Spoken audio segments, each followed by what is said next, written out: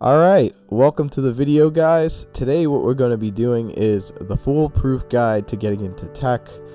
I was really anticipating this video because I knew that there was a lot of people that viewed the resume builder video, and this was going to be like the follow-up video that's really gonna compact everything into one easy to understand guide and to get you guys started in tech the easiest way possible. So these are going to be some simple tips you can use to get hired in the tech field in less than 6 months, and this is a realistic time frame if you're being diligent. A long term or a longer time frame would probably be like a year if you were to just kind of not focus down on things. You want to have laser focus on things like this and just keep it pushing no matter what. I want to say sorry for not uploading as much recently too, because I have been sick. I have a cold, if you can tell. My nose is still kind of stuffed up. But we're going to continue with this one, and without further ado, let's get right into it. If you guys enjoy this, please remember to leave a like and subscribe. It really helps out. Let's get going. So, getting into tech doesn't need to be hard. It really doesn't. So I felt like the road to success was somewhat difficult because I didn't have someone who could guide me in the right direction while trying to get my first job, or even studying for that matter. This is why I am making this video for you guys today, so you guys can get a really easy to follow method on how you can get hired in tech really easily. So I'll be laying out step by step how you can successfully navigate, how to learn what you need to know in order to get hired, as well as how to stand out so employers will be willing to give you a shot at their company. This is very exciting. Very happy to do this. So without further ado, let's get right into learning, guys. So, disclaimer before we start. Please be realistic. A lot of people think that they can come from a non-tech background and make 6 figures right out the gate.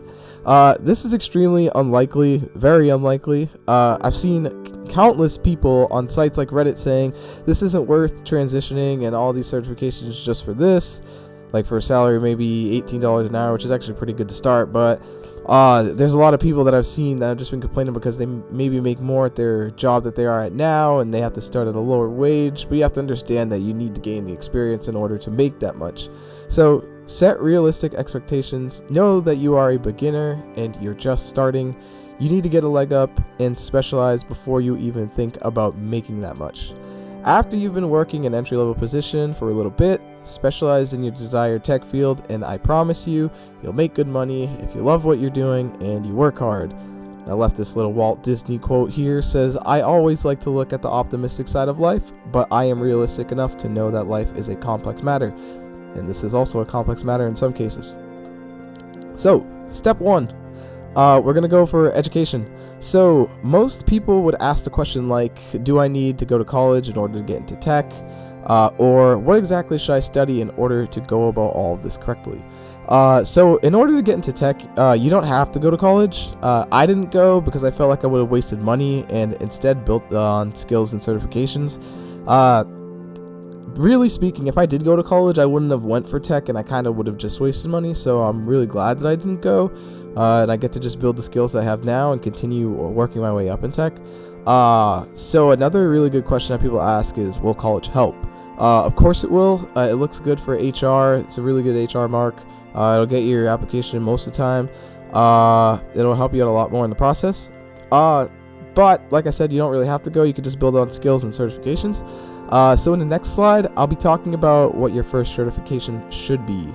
So your first certification. There are many certification vendors in the tech industry to consider, but the #1 certification for entry-level positions in tech is the CompTIA A+ exam. So what this is this is a 2-part exam. So it's going to be 2 exams that you need to study for, which is exams codes 1101 and 1102. Each exam costs $246 plus tax, but you can get discounts from vendor sellers or people that teach exams. Like for instance, Professor Messer gives you 10% off, or if you buy a textbook, you usually get like 10% off. But also you get a big discount too if you're in college or if you're doing a school as well. If you're in a trade, they usually give you a really big discount, or they do it for free. These exams will test what these exams will test on if you pass. It will validate your knowledge on the following topics: hardware, operating systems, software troubleshooting, networking, general troubleshooting, such as like with computers and just general computer issues, security, mobile devices, virtualization, and cloud computing, and also operational procedures. So let's talk about how you can study for this exam at a minimal cost. So, studying for the A+ exam. This is a quite robust exam considering it's 2 exams and a lot of info to remember. I like to think of the A+ as a mile wide and an inch deep, so you need to know a little bit about a lot of topics. So don't worry, because I'm going to give you guys free resources to use to study for the A+ exam as well. The best free resource to use is Professor Messer's video course. I botched his name there, by the way. But he goes over every topic you need to know in an easy to understand manner.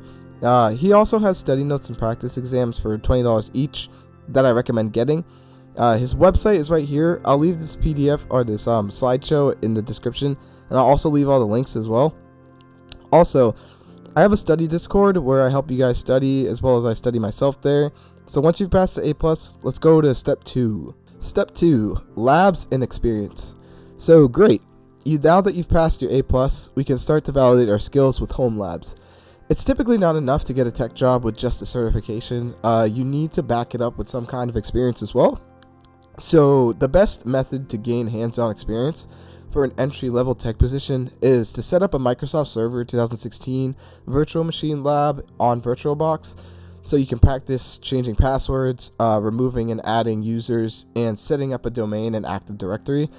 Also, it's great to build systems as well, such as physical PCs, setting up networks and routers for families or yourself, or configuring phones as well. There's a lot of things you can do to get hands-on experience. So now that that's done, let's head over to the next step. Also, in terms of setting up a Windows Server 2016 server for VirtualBox, I can make a video on it for you guys. It's not too hard. There's a lot of videos on YouTube for it as well. But if you guys want me to make one specifically, I can do that for you guys. Just let me know. So, step 3, we're going to be resume building.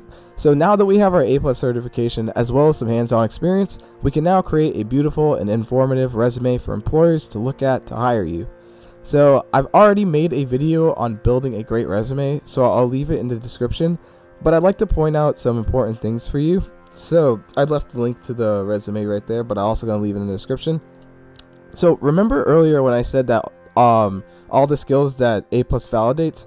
So you can put those skills on your resume for employers to see as well, and you earn them while passing the exam. So after you're finished, it's time to start applying. Alright, so step 4, apply to jobs. So once your resume is complete, we'll start applying to jobs right away. So the best entry-level jobs to go for are typically help desk technician, field technician, tech support, and desktop support. Personally, I looked for jobs on Indeed and LinkedIn. Connect with recruiters. That's something important you're really going to want to do. Other job posting sites are as followed: ZipRecruiter, Dice, Monster, Snagajob, Glassdoor, AngelList, and Built-in. If you don't get hired right away, by the way, don't give up. Like, if it's been a month and you've got no calls, or if you haven't passed any interviews, don't give up. You'll eventually get a job. Just keep going and don't give up. Persevere. You need to persevere. And finally, congratulations, you're hired. You finally got a job in tech. To end this video, let's review our steps real quick. So first, we educate ourselves and we're going to get our A+ certification. Second, we're going to gain hands-on experience through home labs and hands-on experience. Third, we create and brush up on our resume. And last but not least, we apply to jobs and get hired. So I thank you guys for watching this video, and I can't wait to hear about your success. As always, if you guys like the video and you got some value from it, please remember to like and subscribe. It really helps me out.